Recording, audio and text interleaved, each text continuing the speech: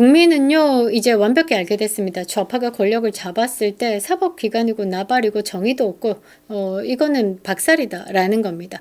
반갑습니다. 김영윤 TV입니다. 지금 혼란한 대한민국, 이 상황 정말 싫은데요. 정치를 외면한 가장 큰 대가는 가장 저질스러운 인간들에게 지배당한다는 것이다. 플라톤이 한 말입니다. 지금 대한민국 국민들은 가장 큰 대가를 치르고 있는 것이 아닌가라고 생각합니다. 저는 오늘 말이죠, 이 황교안 전 총리가 이 부정선거를 4.15 때부터 챙겨 오셨거든요.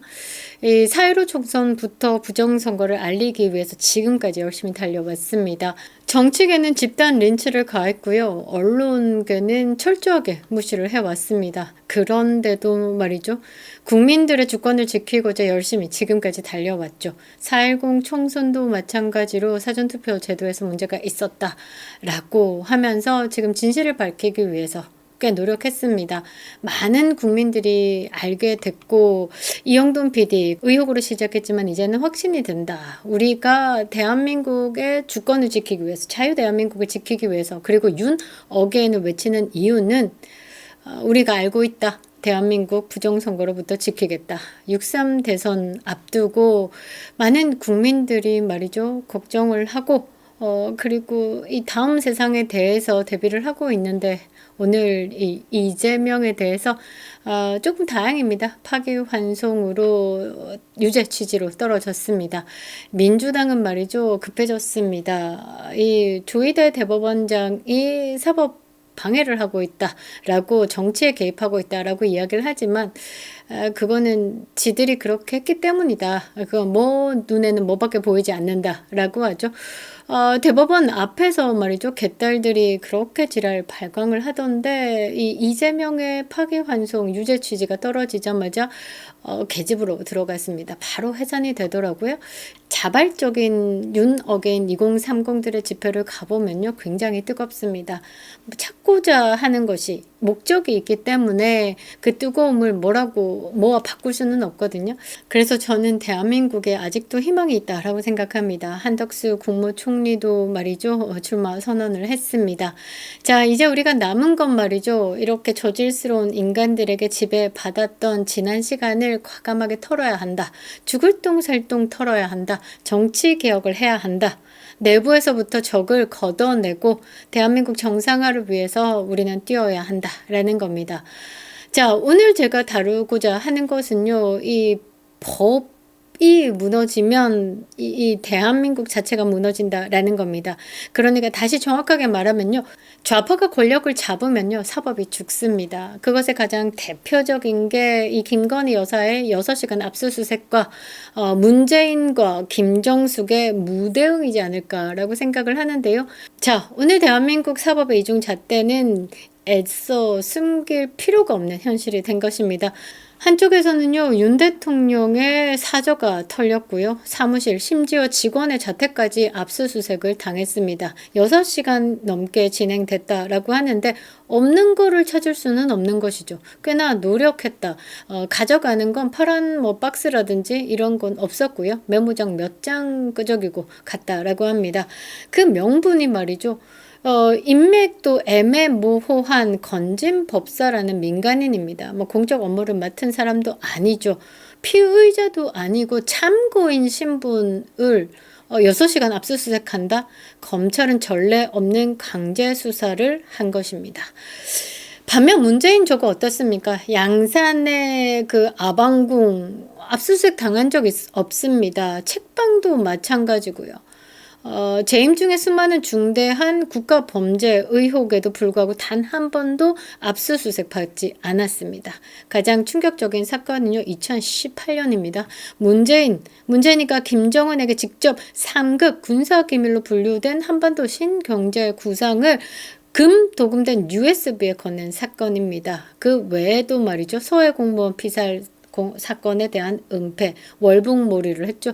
그리고 탈북어민 강제 북송, 이것은 국제사회가 지금 지켜보고 있습니다. 유엔사에게도 거짓말을 했습니다. 동맹을 속인 국가 원수다라는 거죠. 사드 배치 관련돼서 기밀을 중국 놈들에게 유출했습니다. 태양광 비리야 말해 뭐 하겠습니까? 그리고 가장 심각한 건 말이죠. 102건의 통계 조작까지. 어떤 사안 하나 가볍지 않습니다. 그럼에도 불구하고 통치행위다라는 단어로 모두 덮어버렸습니다. 이 문재인의 이적죄 간첩행위다라고 고발된 사건을 말이죠. 통치행위다라는 말 한마디로 각하 처리했습니다. 더 나아가선 말이죠. 이 김정숙과 관련된 의혹들 만만치 않습니다. 관봉권 띠두른 5만 원 돈다발 사용했다라는 의혹이 있죠. 대한민국의 국민들의 세금으로 옷 사입었습니다. 총무비서관실에 본인의 수행비서를 꽂아놓고 양 이네스죠. 그러면서 총무비서관이 뭡니까? 이 관봉권 손쉽게 꺼낼 수 있죠. 그 양 이네스를 말이죠. 이 금고 옆에 꽂아두고 심심찮게 돈을 꺼냈다라는 의혹이 있습니다. 그리고 고가의 장신구 말도 못하죠. 지 눈가리만 진주 알반지 돌려 끼던 영상은 아직도 돌고 있습니다. 역시 이 부분도 철저히 외면당했죠. 검찰은 압수수색 단 한 건도 없습니다. 도대체 이게 공정한 법 집행인가 묻지 않을 수가 없는데요. 국민들은 다 알고 있죠. 앞서 말씀드린 것처럼 좌파가 권력을 잡으면요. 법이고 나발이고 없습니다. 무법천지가 됩니다.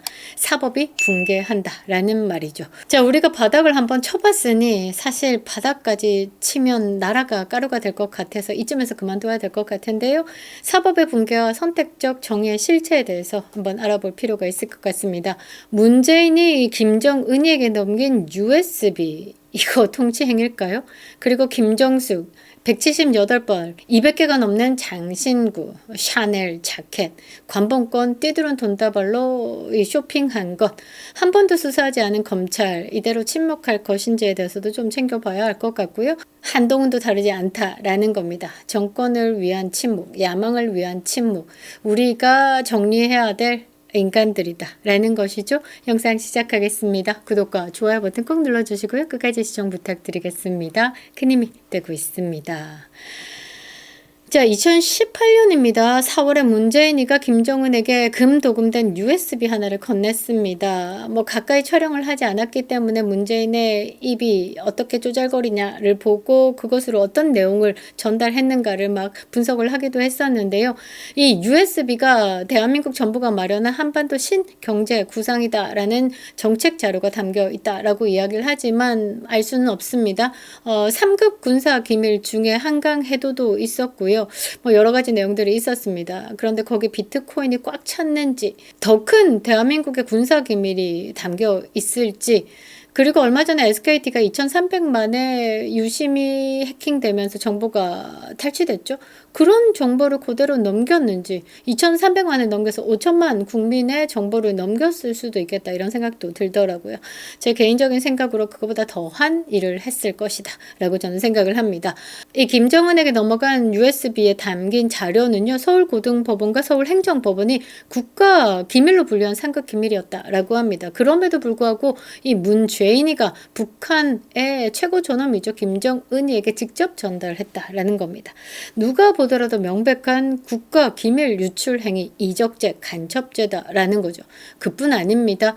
서해 공무원 피살 사건, 북한에 의해서 살해된 공무원의 죽음을 문재인 정부가요 은폐 시도했고 월북몰이를 했습니다. 이 가족들은 명예를 회복하기 위해서라도 처절하게 싸울 수밖에 없었죠. 그때 당시 10살인 딸은 자필 편지로 호소를 하기도 했습니다. 참 가슴 아픈 사실인데요. 이게 말이죠. 공포 정치의 도구로 사용되는 강제 실종의 하나라고도 해석할 수 있습니다. 국가가 관련되어 있고 피해자가 법적으로도 어떤 방식으로도 보호를 받지 못한다라는 것입니다. 우리는 서해 공무원 비살 사건에 대해서 꼭 기억해야 되는 것이죠. 그리고 탈북어민 강제 북송 사건도 기순 의사를 밝힌 탈북자를 조사하지도 않고 북한에 넘겨 전형적인 초법적 행위입니다. 이거는 유엔사도 속였죠. 대한민국이 국제사회에서 제재를 피해서 김정은이에게 갖다 바친 것이다 라고 볼 수 있죠. 사드 배치 관련 기밀 유출도 말이죠. 뗀 놈들에게 유출시켰습니다. 태양광 비리도 중국 기업과 관련되어서 특혜를 몰아줬다라는 내용이 있죠. 통계청 자료를 조작한 102건의 통계 조작 사건은요. 국민들의 삶을 피폐하게 만들었습니다. 이거 하나하나가 국가 안보와 국민 생명을 해치는 중대한 범죄죠. 그런데 검찰은 말이죠. 대통령의 통치 행위며 국가 경제 이익을 도모한 것으로 보인다. 이게 가능한 나라가 바로 지금 대한민국입니다. 윤석열 전 대통령이 건진법사라는 민간인과의 인맥, 그 의혹 하나만으로도 사저가 탈탈 털릴 때 문재인은 간첩죄에 가까운 정황에도 단 한 번도 강제 수사를 받지 않았습니다. 이쯤 되면 말이죠. 검찰이 선택한 게 법의 집행이 아니죠. 정치의 기획이다라고 봐야 되는 겁니다.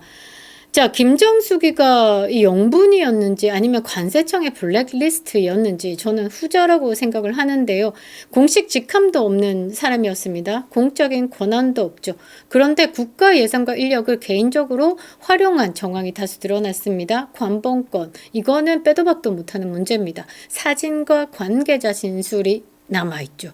요게 완벽한 증거다라고 보시면 됩니다. 많은 국민들이 물적 증거 플러스 심적 증거까지 보태져 있어서 이 김정숙은 뭐라고 말할 수가 없습니다.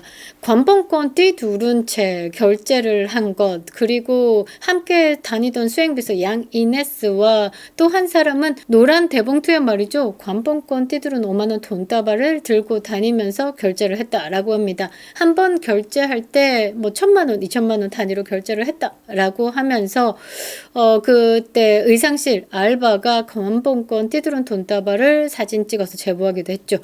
관봉권은 말이죠. 국가가 예산으로 쓸 수 있고 이게 시중에 풀리기 전에 한국은행으로 가는 돈입니다. 결제권자만이 사용할 수 있는 상징이죠.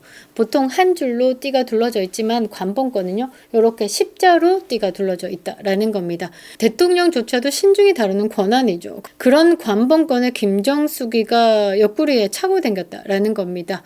이것 자체가 권력의 사유화 상징이죠. 김정숙 하면 또 패션이 따라와야 되겠죠. 어울리지도 않는데 과하게 치장했다. 과하게 욕심을 부렸다. 이 범죄 영역의 수사로 가야 될 수준입니다. 178벌에 달하는 고가 옷, 200점이 넘는 장신구. 고위 수행비서죠. 양이네스 총무비서관실 소속으로 꽂아놓고 본인의 의전 담당을 시켰습니다. 특활비, 업무 추진비 등 회계 접근이 가능한 구조를 만들어 놓았다라고도 의심할 수 있죠. 대표적인 사례로 지적된 게 샤넬 재킷입니다. 인천공항의 전시품이다라고 해명했지만 네티즌 수사들로부터 전시된 자켓과 김정숙이 직접 입은 옷이 다르다라고 하니까 사비로 샀고 정보는 비밀이다라고 입막음에 나섰고 또 그러다가 뭐 샤넬의 뭐 한국 어디 박물관에 기증했다라고 이야기를 했죠. 요거 압수수색에서 옷이 있나 없나 찾아봐야 됩니다. 불태우지도 못할 겁니다. 아까워서 말이죠. 그러니까 문다의 집도 압수수색 해야 되겠죠. 이거 그냥 단순한 사치 논란이 아니죠. 국가 재산의 사적 전형입니다. 그리고 총무비서관실의 양이네스를 불법 회계로 꽂아두고 운영했다라는 겁니다. 양이네스가 말이죠. 달마다 몇백만 원씩 꺼내 썼다라는 증언을 했습니다. 은폐를 했다라는 것 또한 중대 범죄 의혹이죠. 반면에 김건희 여사는 고장 무속 프레임과 건진법사 등 허위에 가까운 의혹만으로 6시간 압수수색을 당했습니다. 자택, 코바나 컨텐츠 사무실, 직원의 자택까지도 수색이 됐다라고 합니다. 구체적 혐의도 없습니다. 어떤 내용도 없고 뭐 때문에 뒤지냐라고 하니까 답도 못합니다. 단지 참고인 신분임에도 이 같은 이례적인 강제 수사가 있었다라는 겁니다. 참고인 신분인데 이렇게 압수수색을 당한다? 법이 이상한 거죠. 근데 김정숙 어떻습니까? 국가기밀급 예산 사용한 정황이 있죠. 패션 장비 이 178벌 이상 200개 넘는 장신구, 한복이 수백 벌, 그리고 청와대 관전에 이 옷들을 넣을 만한 대딱 큰 옷장이 있었죠. 경호 인력이 또 동원돼 가지고요. 이 문다의 부동산 취득에도 움직였다라는 내용이 있습니다. 이런 내용을 보면서 압수수색은커녕 단 한 번의 참고인 조사조차 없었죠. 대한민국의 법이 김정숙 앞에서는 멈춘다라는 말입니다. 검찰도 경찰도 국회도 언론도 멈춘다라는 거죠. 이거 정의라고 말할 수 있습니까? 정의, 민주 외치는 민주당에서 이거에 대한 반박할 수 있을까요? 저는 못한다라고 생각을 합니다. 국민들이 다 알고 있죠. 이 좌파들이 권력을 잡으면 더 잔인하게 쓴다라는 거 다 죽여버립니다. 대한민국 사법도 죽었다라는 거죠. 대한민국은요, 법치국가입니다. 법치국가. 대한민국을 버티고 있는 세 개의 큰 힘이 뭐냐? 자유시장 경제체제, 그리고 자유민주주의, 그리고 법치. 이 기본 틀을 가지고 우리나라가 번영을 해왔다라는 겁니다.